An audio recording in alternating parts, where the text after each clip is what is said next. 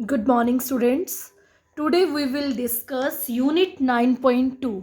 देखिए ये आपके सामने एक टेबल है.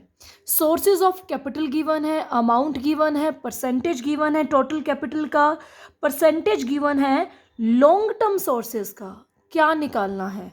देखिए इस टेबल से हम 3 डेफिनेशंस को डिस्कस करेंगे जो इस चैप्टर की मोस्ट इंपॉर्टेंट डेफिनेशन है.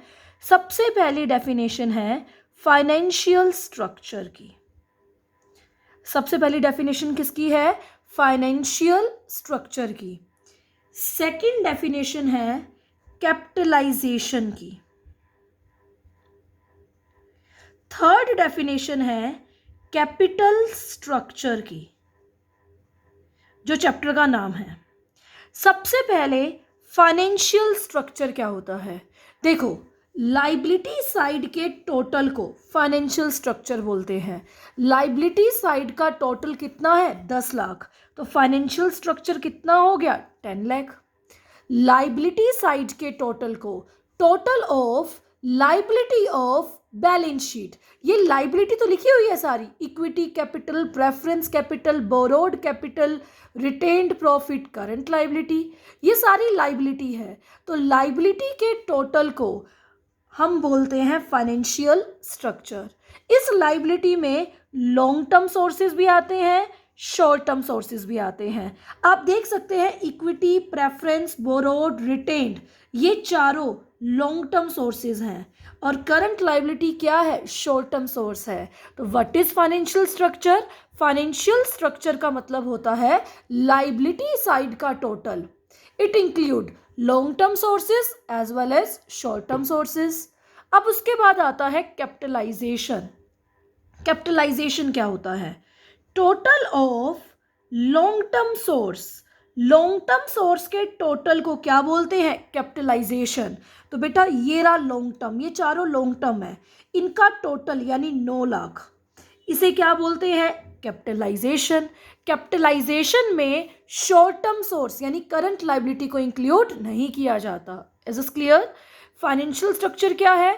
टोटल लाइबिलिटी, लाइबिलिटी का टोटल फाइनेंशियल स्ट्रक्चर है, लेकिन लॉन्ग टर्म सोर्सेज का टोटल कैपिटलाइजेशन है. और लॉन्ग टर्म सोर्सेज आप देखें इक्विटी, प्रेफरेंस, बोरोड, रिटेन्ड, ये है. तो 9 लाख रुपए कैपिटलाइजेशन है और 10 लाख रुपए का क्या है? Financial structure.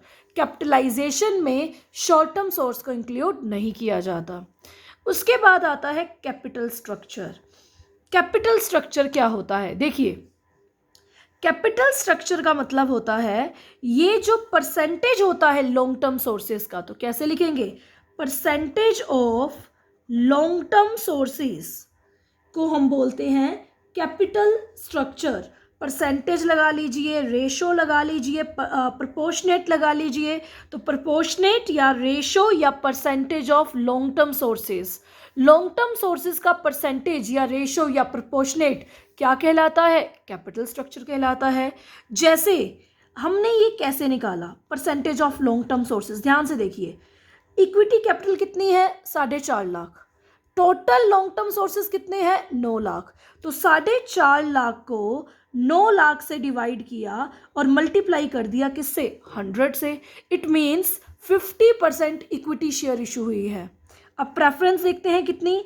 2,25,000 की प्रेफरेंस है और लॉन्ग टर्म का टोटल है 9 लाख, मल्टीपल में 100, 25% प्रेफरेंस यूज हुई है. अब बोरोड कैपिटल कितनी यूज हुई है?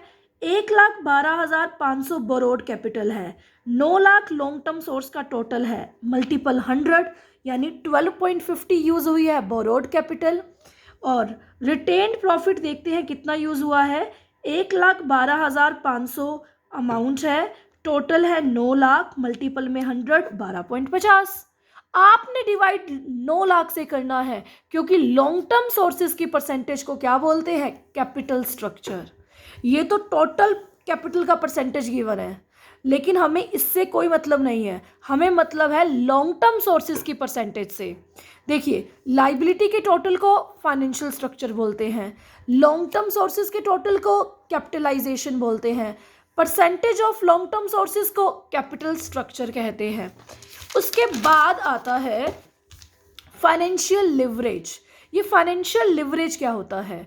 The inclusion of fixed cost capital with equity share capital in capital structure is called financial leverage. कहते हैं fixed cost capital, you know fixed cost capital कल बताई थी, प्रेफरेंस और डिबेंचर, ये दोनों फिक्स्ड कॉस्ट कैपिटल हैं। तो फिक्स्ड कॉस्ट कैपिटल के साथ इक्विटी शेयर इशू करना उसे बोलते हैं फाइनेंशियल लिवरेज। बिजनेस के लिए बेनिफिट है कि चीप सोर्स भी है। तो the inclusion of fixed cost capital यानी प्रेफरेंस और डिबेंचर इशू करना किसके साथ? इक्विटी के साथ, इसे बोलते हैं फाइनेंशियल लिवरेज। देखो इक्विटी इशू करना तो कंपलसरी है, यानी इक्विटी तो इशू होगा ही होगा। इक्विटी के साथ फिक्स्ड कॉस्ट कैपिटल यानी प्रेफरेंस, शेयर कैपिटल और डिबेंचर इशू करना, इसे फाइनेंशियल लिवरेज कहते हैं। फाइनेंशियल रिस्क क्या होता है? देखिए अगर बिजनेस में फिक्स्ड कॉस्ट कैपिटल यूज होती है तो बिजनेस में बर्डन बढ़ जाता है। कैसे बढ़ता है? अगर डिबेंचर इशू होते हैं तो कंपनी के लिए बर्डन बढ़ गया, क्योंकि कंपनी को फिक्स रेट से इंटरेस्ट देना पड़ेगा, चाहे कंपनी में प्रॉफिट है चाहे कंपनी में लॉस है, फिर भी इंटरेस्ट देना पड़ेगा फिक्स रेट से। तो ये क्या है? फाइनेंशियल रिस्क है। अगर कंपनी में प्रॉफिट्स कम हुए फिर भी प्रेफरेंस शेयर्स को फिक्स्ड रेट से क्या देना पड़ेगा? डिविडेंड देना पड़ेगा। तो ये क्या है? फाइनेंशियल रिस्क है। तो बेटा अगर फिक्स्ड कॉस्ट कैपिटल इशू करते हैं तो बिजनेस पे बर्डन बढ़ जाता है फिक्स्ड फाइनेंशियल कॉस्ट को पे करने का। खुद बताओ, फिक्स्ड इंटरेस्ट पे करने का बर्डन बढ़ गया, फिक्स्ड डिविडेंड पे करने का बर्डन बढ़ गया, तो this is called financial risk. और इससे पहले हमने क्या किया?